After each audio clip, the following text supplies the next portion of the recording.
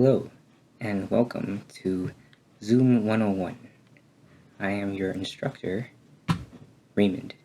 So today, I'm just going to be walking you guys through some of the basic functions in Zoom, hopefully to get you guys a little bit more familiarized with it. So to start off, let's go through the understanding of the memberships. I'll just explain it really quick, or at least to the extent of my knowledge. So the free ones. So if you have a free Zoom account, is where you just made an account. You have no licensing. It's a free account. You're basically only going to be able to hold have up to 100 participants, 40-minute maximum group meetings, and unlimited one-on-one meetings. So then next one is going to be Pro. Right here it says it's great for small teams.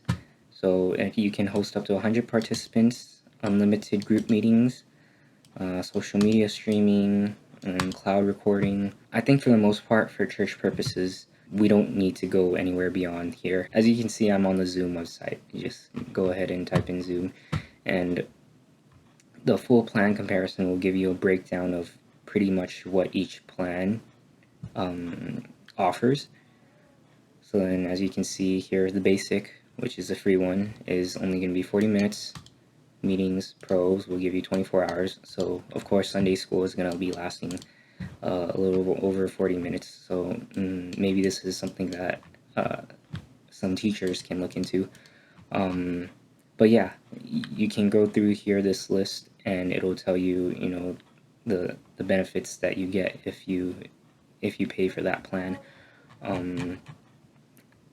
These don't need to worry too much about Zoom phone plan and webinar, and yeah, I'm trying to think what else did I want to say, but my editor Ryan Lee can edit this out. So let's just go into the sign in. So here what you want to do is you can download the Zoom application, and if I understand, you can open Zoom, or you can hold a Zoom meeting through a web browser. But let me just sign in here. I'm going to use my school account to show you guys what a licensed version would look like.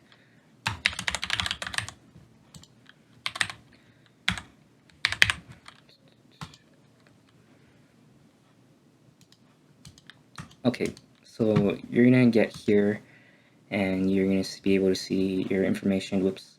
Well, you need to see some of my information. So you can see the user type, it's licensed because I used it under my school email. So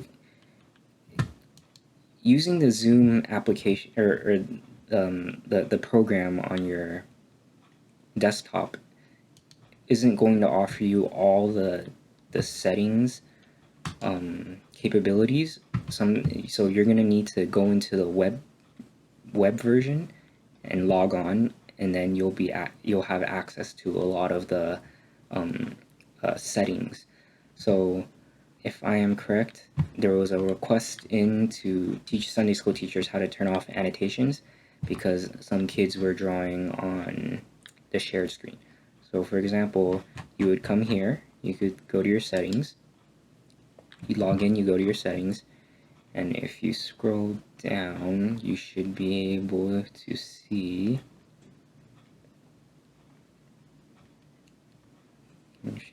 annotation. Here you go. So annotation. So you're going to want to have that marked off. So this is on and this is off, and it'll update the settings for you. That way, kids and children won't be able to be distracting and draw onto the shared screen. But yeah, for the most part, if you can't find the settings through application or the software, you're gonna have to go into your web browser and then go to your settings, sign in, and you go to your settings, and you can look for whatever setting you're trying to do, and it's going to be in here.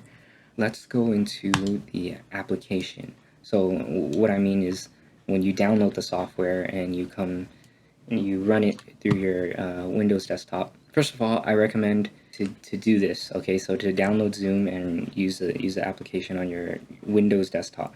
For the most part, it's probably going to be the same if you're running Mac OS or using an Apple product. The settings should, for the most part, be the same. See, let's look through these settings first. So through these settings, you'll have general capabilities of what you want to do. Virtual background, maybe this is something that people are interested in. If you have your camera on, what you can do is you can just use one of the presets or add an image if you want. As you can see, I have the Iron Man background in mind, but it's just going to add a virtual background so people don't see what's in your house and stuff. This is going to be recording. This is the location of where they're going to put your recording. But yeah, so that's mostly the settings. I'm going to go through some recommendations that I have for Sunday school teachers to better optimize their ability to use Zoom when they're teaching. Okay, so let's look through here. Security. So right here it says lock meeting. What this basically is for you to lock the meeting. If everyone is in the room, then you can lock it so you can keep Zoom bombers from coming in. It's happened to me twice in my lectures. It's for school. So here you can lock a meeting room. You can enable a waiting room. So when people try to join your call, they have to wait until you let them in before they can come in. And then right here you give participants to share screen. I recommend you to turn that off unless you want students to share the screen. Chat options, you'll probably want to keep those on. Rename themselves. So that's probably something you want to uncheck because you don't want the kids renaming themselves to something goofy or something, right? So you'll have participants, polls. You'll only have polls if you have a licensed version. As you can see, I already have one question here. I use it for youth group. It's basically to ask questions without having to turn on your mic. So here's after we're done reading the passage, I would launch the poll, and then when they say yes, then that means I know that they're ready. And yeah, here to launch, you can launch poll. What that means is to launch it for everyone else, or it's for everyone else to answer, and then oh, there you go, polls. So here you'll see your polls, and you'll either want to edit or you want to add a poll. So as you can see, I have the poll ready asking kids, and then maybe you want to add another one. It can be, a question, and how are you doing today? And then option good, option bad. So you can change it to a single choice, a multiple choice, whichever you want to do. And then you can add a question to the poll, click save. It's going to appear down here, so when you go back to your polling, it should show up. Poll number 2, questions. There you go. So then, okay, and then moving on is the chat. So typically what I like to do for youth group is I'll pull up the participants. So when I come in, I'll pull up the participants, I'll pull up the chat. What I like to do first is I'd like to, right here, play enter/exit chime. So what that means is if someone joins, they'll play a little ring to let you know that someone has came into the room. So the reason why I like to do that is because in case, students will come in late, you can say hi to them, you can greet them, because it's going to there's going to be a really big disconnect if kids are just going to come in and not say a word and leave. So this way, when you play an enter and exit chime, you can personally greet them, ask them how they're doing, and whatnot. So here you're going to have the Zoom chat, group chat. You have different options here. Participants can chat with everyone publicly and privately. So I'd usually just keep this one on, or if you don't want them chatting with each other privately, you can just do everyone publicly. So that means they can only message the group chat for everyone to see. But yeah, and over here you'll see buttons invite, mute all, unmute all. So let's just say, you're teaching and someone's making a lot of noise and they don't realize it because they didn't know their mic is on. You can just go mute all, or you can go to the participant and then you can mute them individually. Okay, so shared screen. So for shared screen, what you want to do is you can look at the advanced sharing options. You can see who can share. This is probably just going to be you, whoever's has the Zoom account. So let's just start off here.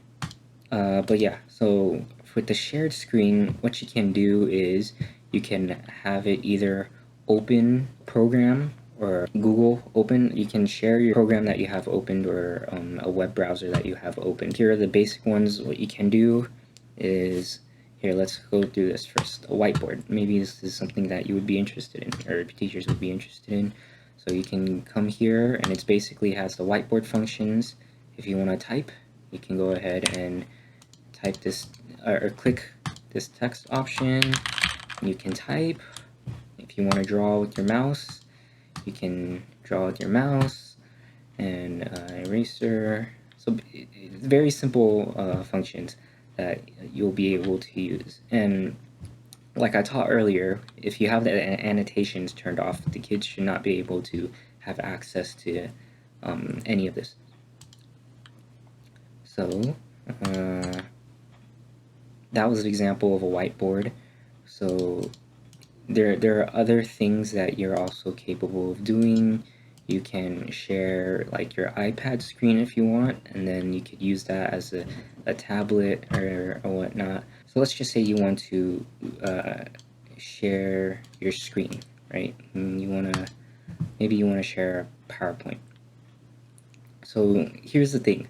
If you want to share, let's say, a YouTube video, you want to share show the kids a YouTube video. This is very important. You want to make sure you come here and share computer sound. It's going to be right here in the lower left, and you can share.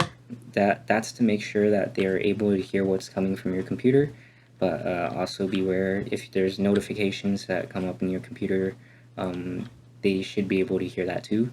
So just keep mind of that. So here you have a shared, and maybe if you're teaching off a PowerPoint, you can come here and you can share PowerPoint and they'll be able to see. But something that you might be interested in is, or wondering, is that the shared screen is only for the application or the program that you chose to share. So let's just say even I've decided to share this PowerPoint on the Google web browser, right? So let's just say I lower it. My screen sharing is going to be paused. So then they're not going to be able to see what's going on out here. They're only going to be able to see what I shared. So here you can see your PowerPoint, and you can go ahead and present it, and you can go through your PowerPoint, and yeah. But typically what I like to do with youth group is I like to do interactive things. So what I do is I will open up a Word document and I'll just pre-type my questions here. I'll pre-type my questions. So those are my questions. So you'll have your questions here, yada yada yada. And sometimes I'll just type the questions along as we go so they don't see what's ahead. But yeah, I'll type the questions out, and as I ask people to let's say participate, I'll ask them to unmute themselves, or I'll open the chat box. Yeah, the chat box is kind of, it's broken when you share a screen, so that's why I'll typically have someone else like Karen, and she'll take a look at the chat box. So if you have assistants from Sunday school, you can ask them to monitor the chat box for you, because then that's not something that you're always going to be able to see. Yeah, so you can look at the chat box, but I encourage you to encourage students to unmute themselves and talk. So as they talk, you can go around and type whatever answers they give and go along your lessons like that. Let me stop sharing. Yeah, so that's the share screen option. Here's the record option. You can do that. I don't think you'll be using breakout rooms. You probably need a licensed version in order to do that. So, but it's pretty simple. Assign how many rooms do you want? So let's just say I want 3. And assign them manually. Create rooms, and then you can rename the rooms, and then you can assign whoever is in the Zoom call to whichever room you want. And there's no one in my call right now, so I can't assign anyone. But yeah, and then there's reactions. So sometimes I'll ask people to use the reactions, so to acknowledge that they're listening, or or something like that. They do that for my lecture courses in college. So here, let me walk through this first, because I accidentally forgot to go through it. So here in a new meeting, you can join new meeting. So here's the thing. This may have been a little bit confusing for people, or at least it was for me. So everyone has a unique personal meeting ID. So for me, it's going to be this one. So what I like to do is usually I'll schedule a meeting. So let's just say you're doing Sunday school on, let's see,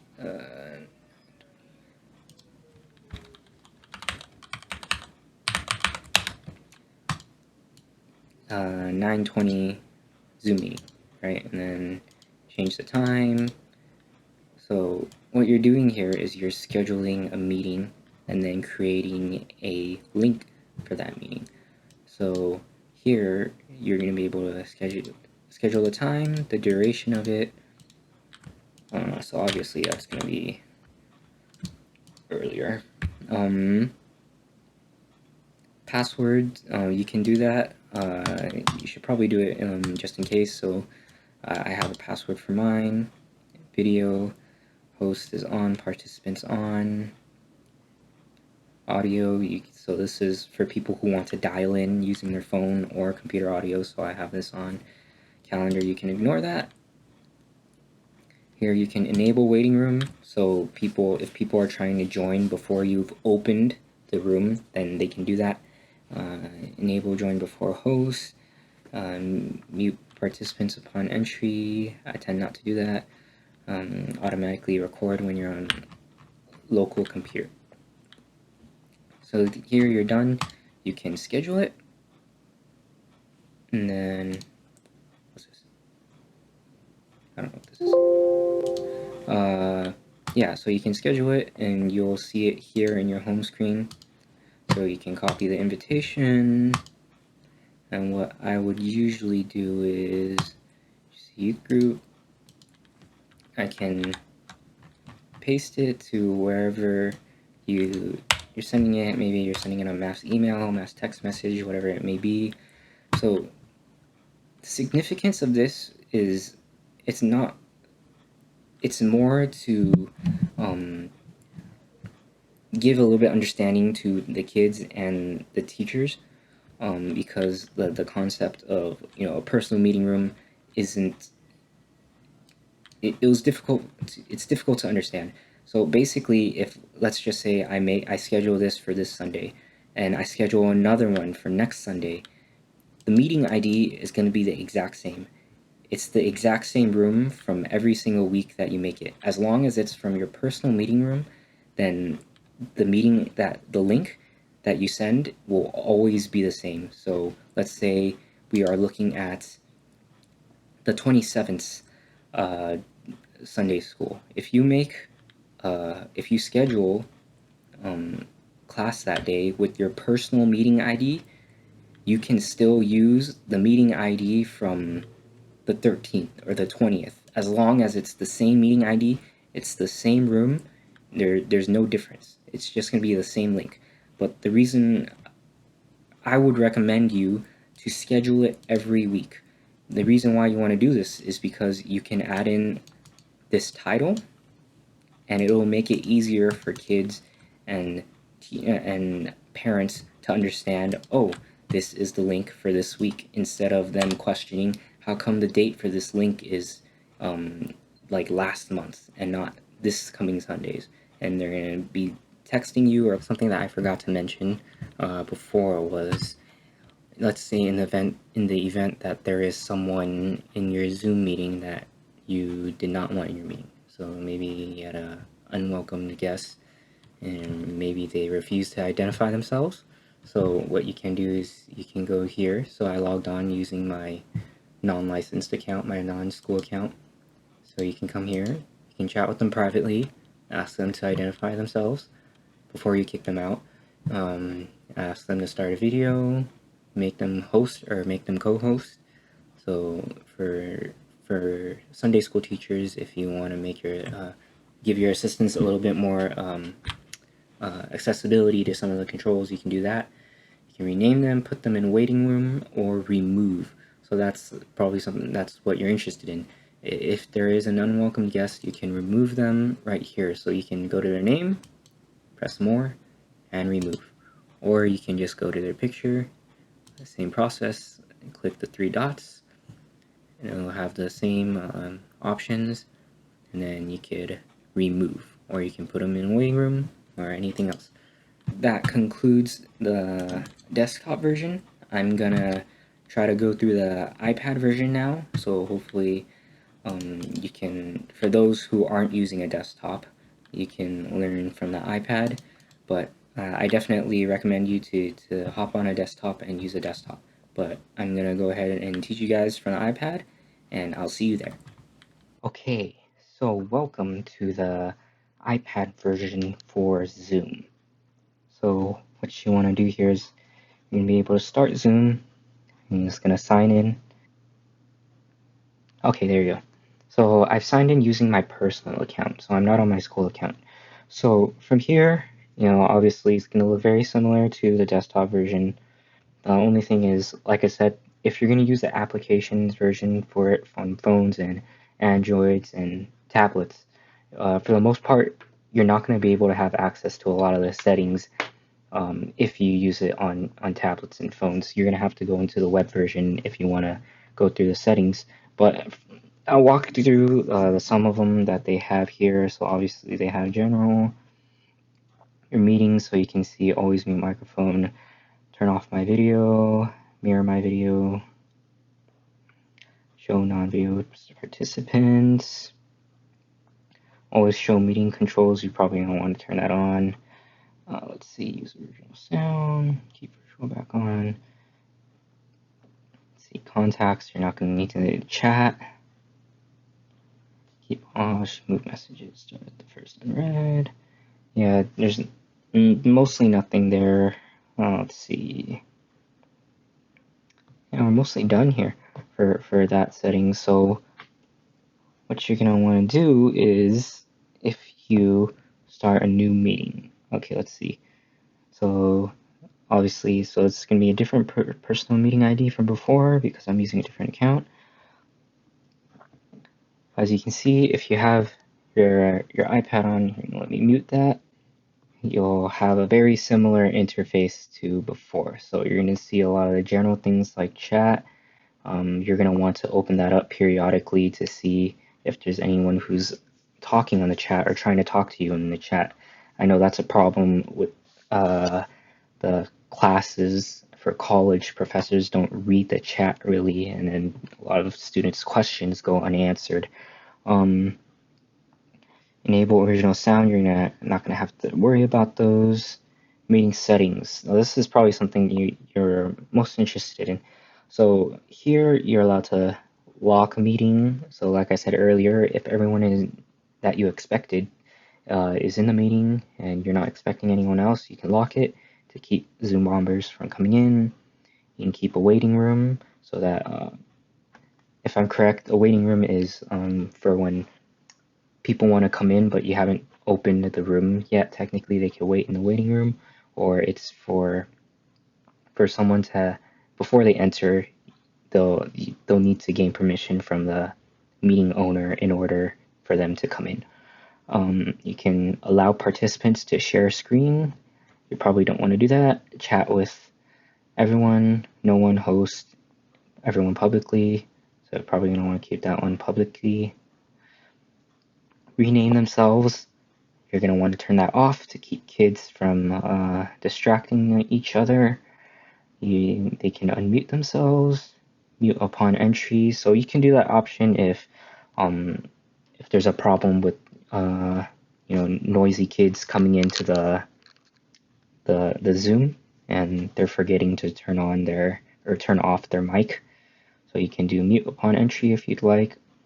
So right here is the play, join, and leave sound. Like I said earlier, I recommend you to turn this on so you can interact and greet students as they come in. Always show meeting controls. You can touch up your appearance a little. Closed captioning, show name when participants join. You're going to want that on. Show my video and gallery view, show my connected video time.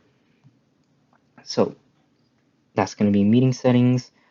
These are, you don't need to worry about the rest. You can do a virtual background if you want. But yeah, here you can look at your participants. Here you're able to ask all to unmute, or you can mute everyone. You can share your content on your iPad, although it's going to be a little difficult. Start video, you can mute. And for the most part, that's going to be it for the free version, because like I said earlier, this isn't my school account, this is my personal account. So you're not going to have a whole lot of control, or you're not going to have access to a lot of the settings that a licensed account would typically have. But yeah, I think that should be it. You can